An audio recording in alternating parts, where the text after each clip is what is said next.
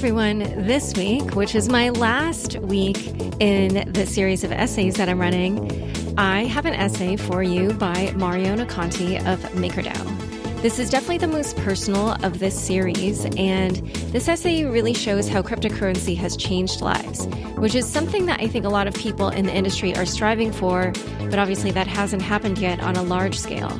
Mariano also covers the events of Black Thursday in MakerDAO, and I know that this is an event a lot of people are still analyzing. It's a fantastic essay, and I look forward to hearing your feedback.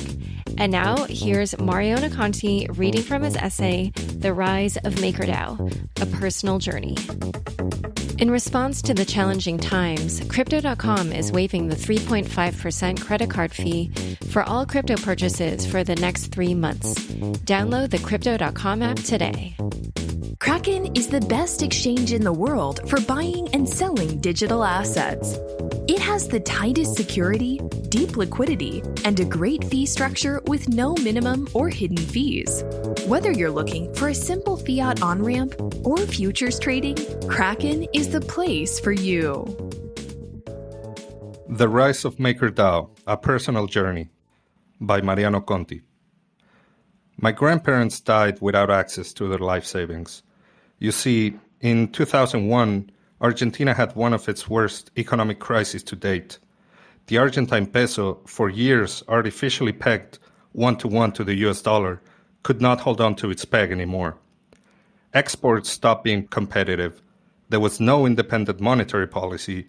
People were exchanging pesos for dollars, withdrawing them from banks, and often transferring them abroad or holding them in cash under the mattress. There was fear of a bank run. So on December 1st, 2001, the Argentine government decided that people's money wasn't theirs to enjoy and instituted the corralito, a freeze on everyone's bank accounts, allowing for only a small amount to be taken out per week. No withdrawals from US dollar-denominated accounts were permitted unless you agreed to turn those dollars into pesos. Credit and debit cards still worked, but this lack of cash caused many problems in the economy. From December 21st, 2001 to January 1st, 2002, the country had 5 presidents in 11 days. The situation was getting worse. The bank freeze was still ongoing, but now most deposits were exchanged for peso-denominated bonds. To make matters worse, all dollar-denominated accounts were also turned into pesos, or pesified. And then they devalued the peso, first going from 1 to around 1.4 pesos per dollar, and then as they let it float, it reached around 4 pesos per dollar in a matter of months. This was around December 2002, only a year later. You can see where I'm going with this. Not your keys, not your coins. Money in the bank or in the government's hand is not your money. I just wish I could have told my grandparents this mantra. This was not the first time something like this has happened, of course. For years, Argentina has seen many devaluations, periods of hyperinflation, bank runs, capital controls, asset freezing, among other things. It is one of the reasons people buy dollars and keep them under the mattress, why grandparents give their grandchildren $10 bills on their birthdays, and why Argentina's general population does not trust the government or the banks. It is also why I believe Argentinians are sometimes more willing to take risks in other areas, and at times seem more finance savvy than in other places in the world.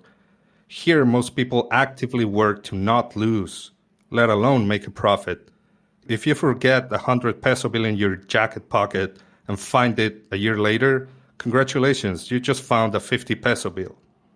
It's the reason why we research every alternative available, always searching for access to dollars, so many times denied to us. And in cryptocurrencies, it seems like we've found our answer. My journey. My journey with cryptocurrencies started in 2014 out of necessity to control my own money. But let me take yet another step back. After a long period of living in Mexico City, I moved there in '86 at age 6. I decided in late 2010 to move back to Buenos Aires, the city where I was born. I'd never felt fully Mexican or fully Argentinian, like I never belonged to either. And as I turned 30, I thought this was my opportunity to reconnect with my roots. So in April of 2011, having broken up with my girlfriend, sold or gifted most of my possessions, I traveled to Buenos Aires with 2 suitcases, one filled with clothes, the other with a computer.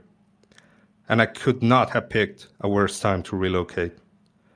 Say what you want about Mexico, but its closeness to the United States means it is a very stable economy for the most part. Most of what I've mentioned about Argentina, I had lived only through tales, anecdotes from relatives, or the news. Just 6 months after having moved back to my home country, the government instituted new capital controls. Regular people were mostly banned from purchasing dollars in banks and exchanges. Pair this with an economy that regularly sees double-digit yearly inflation and the Argentine appetite for dollars, it was a recipe for disaster and black markets. Dollars were bought and sold at a 50% premium of the official rate. This has gone on for years. So in 2014, when I found myself working at a small digital agency in Buenos Aires, I negotiated a regular salary in pesos and another under-the-table salary in dollars. This was standard practice for IT and tech professionals. The problem was getting paid those dollars. My employer could not deposit dollars into my dollar-denominated bank account in Argentina. They would be converted to pesos instantly, at a rate 50% or lower than what I could sell them for in the black market. We call it the blue market or the blue dollar. Don't ask me why. At the time, the official government quote was around 8 pesos to the dollar. In the blue market, a dollar could get me almost 14 pesos. A deposit to my local bank account was no good. Flying to Miami and opening an account there was not an option. PayPal had long been banned. My employer owed me more than 6 months of salary, until one day he mentioned Bitcoin. The Bitcoin era. Now, Bitcoin was already a thing in Argentina. It just wasn't my thing. For a long time, Argentine freelancers had used Bitcoin as a means of getting paid by US and European companies, often negotiating salaries that were denominated in dollars, and with the freedom of getting paid in something that the government couldn't get their hands on. I just hadn't seen its true potential till I personally had to find a way to keep my money into something stronger than the peso. So I did a bit of research, discovered that it was totally my thing, and proceeded to collect 6 months of salary in the time it took to send some Bitcoin from one account to another. It felt like magic. I would later find out that I became part of a larger group. So many engineers in Argentina had gotten a head start using Bitcoin. Many because they saw the potential, but also many just out of necessity. Is this another avenue that leads to dollars and keeps inflation at bay? If so, then we will welcome it. It was a way to beat the system, a way to retain ownership of one's work, a sidestepping of regular banking. It was not without problems. Someone getting paid in Bitcoin had to be sure that clear terms were drawn out. Do you get paid at the beginning of the month or when a project is done? What is going to be the exchange rate? Is it when payment is due or when payment is finally done? Depending on the answers to these questions, you could either make a lot of money or lose a lot of money. Oftentimes, these transactions did not end well because of volatility. I loved the freedom that Bitcoin provided, but there had to be more, right? Enter Ethereum. I discovered Ethereum in late 2015. A few months after mainnet release, and instantly fell in love. Here was a blockchain and cryptocurrency that had all the benefits of Bitcoin, but it was programmable. To my engineer brain, there was nothing better. The possibilities were endless. It was like finding a new world all over again. I put most of my life savings into Ethereum, knowing that this was where I needed to be, where my focus should be. There wasn't much there yet, but the thought of what could be was alluring. And then the DAO hack happened. It didn't shatter my hopes in Ethereum, but it did remind me of the risks involved with any new technology. I said to myself, I would be fine either way, hard fork or no hard fork. I decided such risks were very much acceptable. The alternative being using the traditional Argentine banking system. But there was still something missing from Ethereum. Stability. MakerDAO. I joined Maker in 2016 out of a series of coincidences. The digital agency where I was still employed contracted for Maker, and I joined as a junior dev at age 35. Slowly, I began to learn about the premise of Maker, of decentralized exchanges, of open finance. I designed the first version of the Maker oracles, still used to this day.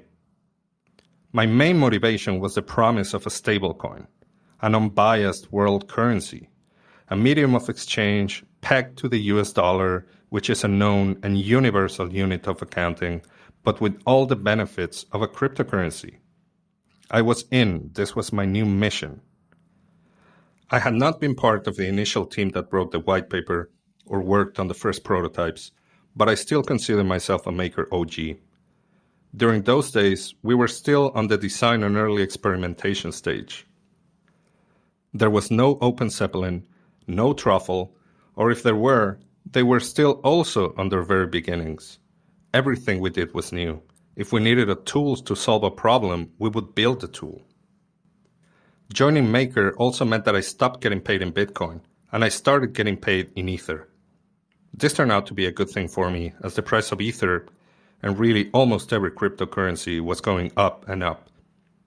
But trading some of that Ether into pesos to pay rent and groceries was not so easy. Bitcoin was still the most traded crypto in the market, so I had to do a jump from Ether to Bitcoin before I could enter the fiat world. Still, it was worth it. Enter June 2017. After years of work, Maker released a private version of single-collateral DAI, which we now call SAI. The sole purpose of this first version was to be deployed to mainnet, where the foundation would open a CDP with Ether as collateral and create enough SAI to pay for the salaries of a few volunteers inside Maker that wanted to dogfood what we were building. After creating the SAI and sending it to employees, the system would be immediately shut down, and those of us with SAI would be able to claim a portion of the Ether collateral. It worked perfectly, and it showed us that the system was getting ready for prime time. A few weeks after, and with some bugs fixed, a second version was deployed to mainnet. This is the version we now refer to as Proto-SAI. Only the Maker Foundation and a few partners were invited to test it. There was not much of an economy around it, but still, this was the first asset-backed stablecoin on the Ethereum blockchain, soft-pegged 1-to-1 to the US dollar, backed by Ether. And again, in the ultimate show of dogfooding, many employees and contractors, myself included of course, decided our next paycheck would be 100% SAI. It was a historic moment. Seeing that number on an Ethereum transaction, knowing that as long as the system worked, it would remain stable, was eye-opening. I got flashbacks to the DAO. Then those flashbacks turned into memories of tales of the Argentine banking system, and I felt safer. If I'm going to trust someone with my money, let it be the nerds and the innovators, not the politicians, the banks, or the government. There wasn't much I could do with my newly minted SAI. This was still a private beta, and there was no DAI savings rate, or Uniswap, or Compound. Other than sending it to a couple of people for novelty, the idea was that it would be converted once more into Ether. This happened a few times during development, but it gave us a glimpse of what was possible, of the future. And so we arrived in December 2017, the month when single-collateral DAI launched. This was the proper release, the one the ecosystem was waiting for so long, and it did not disappoint. It's a wonder seeing a whole financial system grow before your very eyes, stemming from the simple promise of a stable asset. We saw the birth of decentralized finance, or open finance, whatever you want to call it. To put things into perspective, projects like Uniswap or Compound Finance, so ubiquitous now, would not launch until almost a year later. I like to think, and I hope you agree with me, that having single collateral DAI around kickstarted so many of the projects that we see today because of the promise of a stable medium of exchange. Companies like Instadapp started off as 48-hour hackathon projects, giving us different, and sometimes better, tools to interact with the Maker protocol. And they didn't need to ask permission. There's nobody from whom to ask permission in a decentralized, permissionless protocol. But who makes the decisions? Who says how much Psi one can borrow for an amount of Ether? Who determines how much stability fee one has to pay for the generated Psi? Well, that's the role of Maker governance, and it's what makes MakerDAO a decentralized autonomous organization. Today's episode is brought to you by Kraken. Kraken is the best exchange in the world for buying and selling digital assets. With all the recent exchange hacks and other troubles, you want to trade on an exchange you can trust. Kraken's focus on security is utterly amazing. Their liquidity is deep, and their fee structure is great, with no minimum or hidden fees. They even reward you for trading so you can make more trades for less. If you're a beginner, you will find an easy on-ramp from 5 fiat currencies. And if you're an advanced trader, you'll love their 5x margin and futures trading. To learn more, please go to kraken.com. That's KRAKEN.com. In response to the challenging times, Crypto.com is introducing 3 measures to help the community. First, the 3.5% credit card fee for all crypto purchases will be waived for the next 3 months. Second, you could get up to 10% back by using the MCO Visa card on food delivery and grocery shopping at merchants like Uber Eats, McDonald's, Domino's Pizza, Walmart, and more. Don't have a card yet? Buy gift cards on the Crypto.com app from merchants like Whole Foods, Safeway, Burger King, Chipotle, Papa John's, Domino's, and more, and get 20% back on food and 10% back on groceries. This is a global offer, so check out which merchants are available in your country. Download the Crypto.com app today. The role of Maker governance. In single collateral DAI, there were not many levers you could use. It mostly consisted of 2 things. Size trading above $1, lower the stability fee. Size trading below $1, raise the stability fee. They were simpler times. Still, the Maker community gathered every week, as it had done since 2015, to discuss how the system was operating and what to do about it. Fun fact, governance calls used to be held on Sundays, and in my case at lunchtime. I cooked many asados with headphones on, listening in on calls, much to the chagrin of my family. But of course, as per the white paper, single collateral DAI was not the end goal. Being backed only by Ether, Psi is still very vulnerable to black swan events. Say the price of Ether drops drastically in a matter of minutes or hours. It would be very hard for the system to recover from such an event. And even though Psi went through the greatest bear market crypto has ever seen, it maintained its peg and remained a stablecoin. Ether's price went from 800 around the time Psi was released up to 1400 and down to 80. It did so over the course of several months though. And yet, Psi kept up its promise of 1 Psi equals $1. And to an Argentine, this meant yet another way of getting access to dollars. When I said that it used to take me some hoops to go from Ether to Bitcoin to pesos, after a few months of Psi being on the market, those hoops were gone. Traders and over-the-counter trading desks started accepting Psi as much as they were accepting Bitcoin and Ether. Exchanges made it easy to buy and sell Psi and have pesos deposited directly into your bank account.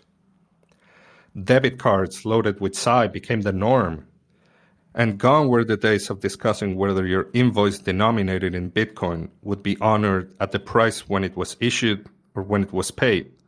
It just worked. Stability brings prosperity. We all know that. And in an economy so unstable like mine, you pair stability with decentralization and transparency, and you get an unstoppable economy. Here, permit me to jump ahead almost 2 years to November of 2019 and the release of multi-collateral DAI. Multi-collateral DAI, or MCD, represents the culmination of years of work by hundreds of people. It takes lessons learned from 2 years of running single-collateral DAI, iterating and fixing bugs and assumptions. Here, Maker governance has a much tougher job to do. It has to manage not one, but 2 different assets used as collateral for generating DAI, Ether and Basic Attention Token, or BAT. Psi is also collateral, but it's a special case since it is only used for migrating from the old single collateral system into the new one. And in recent weeks, USDC has been added as the 3rd collateral. Governance has to discuss weekly the state of the peg, the relation between price and stability fees, and also one of MCD's greatest achievements, the DAI savings rate. And as time passes, the community has not only grown, but it has become better at organizing itself, raising its voice, proposing changes to the system, and overall reacting quickly to market conditions. The markets collapse. As I was writing this essay at the beginning of March 2020, there was a perfect storm brewing. An oil price war, a virus generating uncertainty in the markets. Late February brought unease to everyone. Eventually, we saw an outright collapse of both traditional and crypto markets on March 12, 2020. Around 50% of Ether's value and most cryptocurrencies in general was erased very quickly. And multi-collateral DAI, being backed mostly by Ether, was impacted as well. The Ethereum blockchain became congested, with gas prices going up well into the 300s of GUI per unit of gas, something practically unheard of. Not only were transactions insanely costly, there were so many of them going on at once that most remained in the mempool, waiting for the chance to be mined.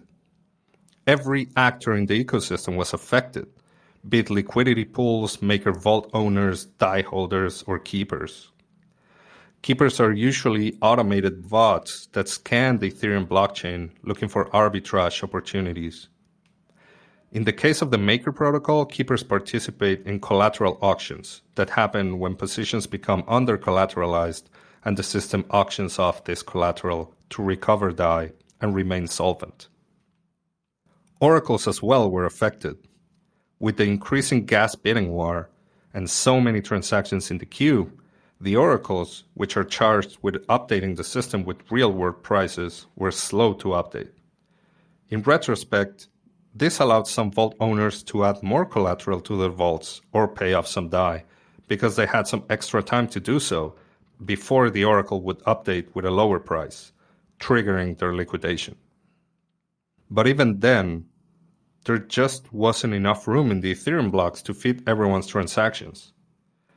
As a result of all the above, a large number of collateral auctions were triggered, and a subset of these auctions were won by bidders who submitted bids just above zero. This was truly the perfect storm. Vault owners struggling with high gas prices and network delays, trying to add DAI to their vaults. Exchanges were hit as well. Coinbase effectively froze withdrawals for a while because of how much gas it was costing them. And with the increasing demand for DAI and the liquidity crunch, the price of DAI started going up, reaching almost 1.14 DAI per dollar on March 12th. Keepers struggled too.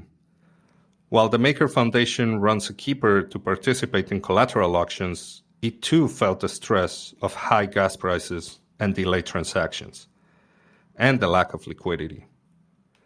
With so many auctions happening at once, there was not enough time to recycle collateral back into DAI to participate in further auctions. Out of 4 known keeper bots that participated in these auctions, 2 started submitting 0 bids. In fact, bidders submitting bids decimal points above 0, and ended up winning more than $4 million worth of Ether for basically free. After a while, keepers managed to regain liquidity and started bidding again, restoring competitive auction space. In the end, around 1,200 vaults were liquidated, resulting in 4,447 auctions. Because of the collateral auction shortfall, the Maker system would need to recover approximately 5.4 million DAI. Here is where a decentralized and transparent Maker governance and community becomes so important, and it's also here where it shined the most. In Maker forums and chat, the community started discussing the events and planning how to best react to them. There was a vote to change some risk parameters in the system, giving keepers more time to bid on auctions. Also important was to bring the peg back down to $1. Stability fees were lowered and the DAI savings rate was brought down to 0 for the first time since it was created. Also, a new collateral uncorrelated with the crypto market was added, USDC, the fiat-backed stablecoin. This would provide diversification and be an additional source of liquidity should it be needed. This was not without controversy, and I encourage anyone to watch or read the transcripts of the governance calls from March 12 through March 20 to understand why the community made this decision. The system also needed to recover 5.4 million DAI. The Maker protocol is designed in such a way that MKR holders cover the shortfall by way of MKR dilution. If a vault is liquidated and the collateral auction does not raise enough DAI to replace the vault's outstanding DAI, after a waiting period, a debt auction is created that seeks to raise this DAI by minting of MKR, and thus diluting MKR value. It is a risk that MKR holders know about and urges them to act responsibly, be informed, participate, and vote. As I write this, the Maker protocol created and successfully completed 106 debt auctions. Each one raised 50,000 DAI and offered decreasing amounts of MKR. The total MKR minted was 20,980. The Maker community is discussing the circumstances around the zero bids and liquidations, and it is they who will ultimately determine how to address this issue. I encourage you to go to the Maker forums and participate in this discussion.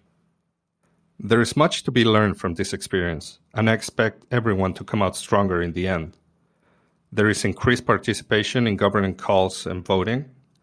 New tools are being built to deal with auctions, both by the Maker Foundation and the greater DeFi community. MKR holders understand now that it is a great responsibility to hold MKR because their swift action or inaction can have good or bad consequences. As for me, I fully believe in the system, the foundation, and the community. My paycheck remains 100% DAI, and I will continue to work on making the Maker protocol more resilient for as long as I can. Today. Did you notice something? At some point during my tale, I stopped discussing Argentina's economy and its inflation. This is because DAI has given me the privilege and opportunity of earning a stable asset that doesn't require so much effort and planning. It doesn't make me think, how much am I going to lose this month? Or do I put my money in savings or try to buy something tangible like a motorcycle that more or less follows inflation? I just work, and every month I earn a salary in a strong currency. It's as simple and beautiful as that. What so many countries take for granted, we cherish. Linda Shea mentions in her own essay released on Unchained, How Memes Can Help Crypto Go Mainstream, that she asked for perspectives of different kinds of crypto users. And she says, and I quote, "I received by far the most responses from Argentinians. I am not surprised by this. The journey to control one's money in this difficult economy has led many regular Argentinians to discover cryptocurrencies, but in a different way than I or a technical person would have done back in 2012, 13, or 14. With the rise of stablecoins, the idea of money that cannot be censored or seized, yet remains predictable in its value, has gotten people of all aspects of life interested. And it is here where I make the distinction that gives us South Americans an edge, an insanely high tolerance for risk. When you believe and know in your heart that nothing is riskier than your government or a bank, any alternative becomes much more enticing. I've seen a new economy form before my very eyes, on the internet, in Telegram and WhatsApp groups, via weekly meetups, that I never saw possible with volatile cryptos. If you want to see the real power that cryptocurrencies have on regular people, I urge you to look south. You will find a large number of savvy users who've been finding ways of protecting their money for years and always looking for the next big thing. I believe decentralized stablecoins like DAI are the next big thing they've been waiting for. These aren't people looking to go long or margin trade or leverage. They're Argentines, Colombians, Venezuelans, and others that want to save and transact. They want to stop fighting to just break even, always lagging with inflation, and take back control of their money. They want to look at a banking system that has year after year, decade after decade, ruthlessly taken from them and say, basta, enough. Abuelo, I wish you could have seen this. This is Mariano Conti, head of smart contracts for the Maker Foundation. I want to thank Rune Christensen for giving me the opportunity of a lifetime, everyone at the Maker Foundation for putting up with me, and the Ethereum and Maker communities who never cease to amaze me. Thanks so much for joining us today. To learn more about Mariano and to read his essay at unchainedpodcast.com, check out the show notes inside your podcast player. All crypto, no hype, some merch. Shop Unchained t-shirts, hats, mugs, and stickers at shop.unchainedpodcast.com. Again, that's shop.unchainedpodcast.com. Unchained is produced by me, Laura Shin, with help from Fractal Recording, Anthony Yoon, Daniel Nuss, Josh Durham, and the team at CLK Transcription. Thanks for listening.